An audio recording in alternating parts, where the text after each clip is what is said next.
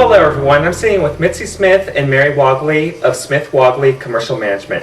Hi, you two. Thanks for being on the show today. Well, thank you for having us. Well, let's go ahead and get started, and let's talk a little bit about your backgrounds. I've been in commercial property management since the early 80s and focused the majority of my career in the retail sector for about 11 years. Mary? And I started my career in facility management for corporations. Oh, okay. Great. So the two of us got together and decided to form our own company. So I know not a lot of people are familiar with commercial management, what it is, what it entails. Can you talk a little bit more about that? An individual might own a commercial property. It could be an office building such as the one we're in, a retail center, and they would hire us to oversee managing the tenants, collecting rents, making sure the landscaper showed up and pulled the weeds, making sure that there's no roof leaks, answering any tenant questions. Maybe they have a maintenance issue inside their space, making sure that all the terms and conditions of their lease are being met by both parties. So we handle all aspects of that for the client as well as for the tenant. Oh, okay, great. So you really try to create like a win-win situation, try to keep good collaboration, keep the property up to par instead of just letting it go by the wayside. Yes, by hiring us, it increases the value of the asset. Well, clearly that's why a lot of people invest in real estate, right? Exactly. Great. You do a lot of coaching to the owners. Can you talk a little bit more about that? Many times the family members come from different perspectives and objectives of what they think is best, and so we will meet with them, gather all of the information, try to identify what is most important for them as far as their goals and objectives. Is it a long-term hold, a short-term hold? Are they looking for maximum income to distribute to the owners? Are they looking to build the property value by reinvesting back into improvements and upgrades? We listen to all of that. Then Mary and I will help them. And taking into consideration the economy too. Exactly. Oh, yeah, Yes. that's a nice point. Right. And helping them to develop a strategy that we can implement on their behalf to work towards those goals. So you really take a look at all the bullet points and then really put them in exact priority, have to. attached costs, look at different types of savings plans. Instead of just spending tons of money on one item, you can get different bids. An example is a particular shopping center we manage. One of the family members isn't particularly wild about the building colors. However, the building is in good A lot of shape. personal It preference, huh? runs Very from- much so. yeah. And going through identifying the cost of repainting it in this economy versus what they might get in benefit for base rent to re-tenant the space, there's no benefit to them whatsoever at this point. It's not going to raise the value of the base rents Just right by now. painting? Just by painting, and it would put a burden onto the tenants because they reimburse for part of that cost. So by talking this through with them, we were able to determine that this wasn't the best time to endeavor upon that particular project. It sounds like both of you really take your clients, your properties, and really customize your services. We treat them like they're our own, the properties. We treat them like they're our own properties. Real take ownership. Exactly. That's really important. Mm-hmm. Wow, that's great. From prioritizing and look at numbers, it sounds like you have some tools and ideas on how to compensate for that. Can you elaborate on that? We took over a large shopping center in the Central Valley where the economy is experiencing a greater decline there than it is in the Bay Area. Keeping tenants is a top priority. There's not a lot of retail tenants there.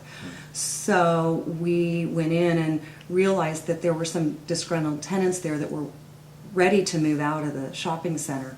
By meeting with them, understanding what their challenges were and what was causing them some frustration, much of it was very small maintenance items, and part of it was renegotiating their base rent to something that was more reasonable in today's market.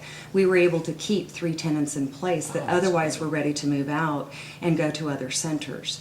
So it's very important to meet with each of the tenants, understand what's going on, and the owners didn't realize that was even happening.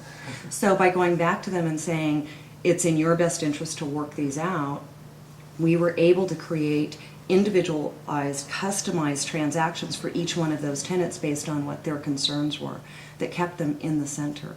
and renegotiated longer-term leases with them, so they'll be there for a very long time. Oh, that's great. What a good save there. That's one of the things that we specialize in, is going out to the properties, talking to the people and understanding the individual needs of each Hands-on. customer and each tenant in order to address those. Much of it's easy, small items that can be taken care of pretty quickly, but it's a sense of frustration for them. If it's an overflowing garbage can right outside their storefront, Nobody wants that. nobody wants that, and they see it every day, so every day they become more and more frustrated. And I actually did have that issue recently. Oh. So At by- a doctor's office. Oh no, that's. Yes. But it sounds like from you two, you were on it right away. You didn't let You know, it you slip. have to be at your properties. That's important. You know, you have to see what's going on. So you're not just by the phone or the computer. No. You are physically showing up, hands-on to Yes. the property, on location. We try to be at our properties every 2 or 3 weeks. I know the first names of every one of my tenants. Wow. And I'm sure that's a big list. They all have my cell phone number as well as Mary's. So no matter what time of the day or night they have an emergency or a need, they can reach us 24/7. And we do get called at night.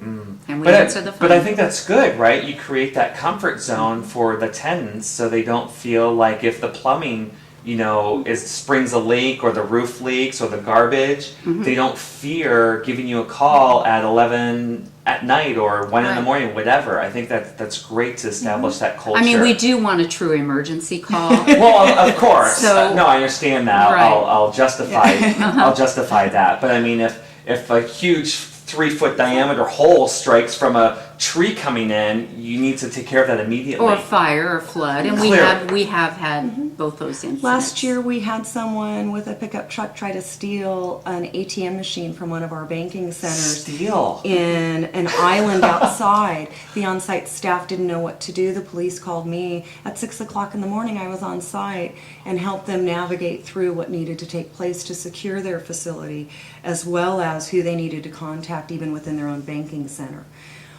So that was a situation that arose. They didn't know what to do. Saturday morning I was on site at 6 a.m. Many Wow. times Mary's been out at her properties on a weekend or a night. Cars run into a building. It happens. What are your retention and renewal rates? It sounds like you have a very successful track record. For the last 2 years, we've maintained a 97% retention rate. The few tenants that we have lost have basically been because we couldn't meet their growth needs, such as maybe they were expanding and needed more square footage that we just didn't have. Or needed a loading dock. We Or- had that issue recently. Exactly, they needed a specific Type of space. type of space that we didn't have at that location, and they relocated due to that.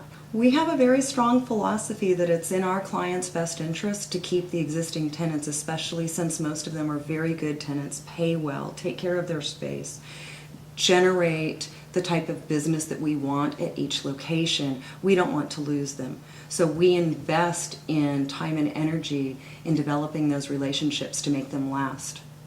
And both of us decided that the culture that we wanted to foster was much more relationship oriented and not driven by paperwork and numbers and computer reports and what have you. So we spend a lot of time developing relationships not only with our tenants but with our clients and our vendors.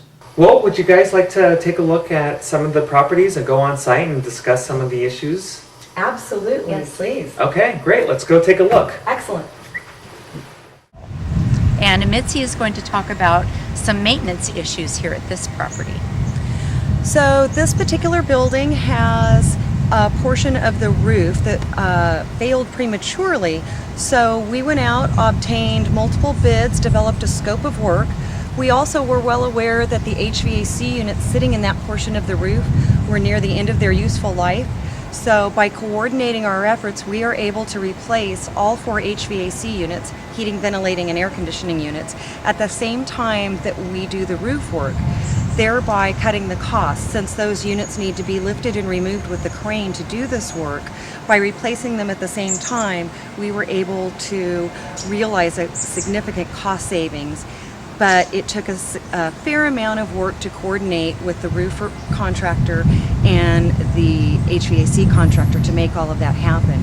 We recently did a site visit up on the roof with both representatives from those firms and coordinated all of the scheduling to do it at a time when the tenants can be without air conditioning for a few days and not be too disruptive.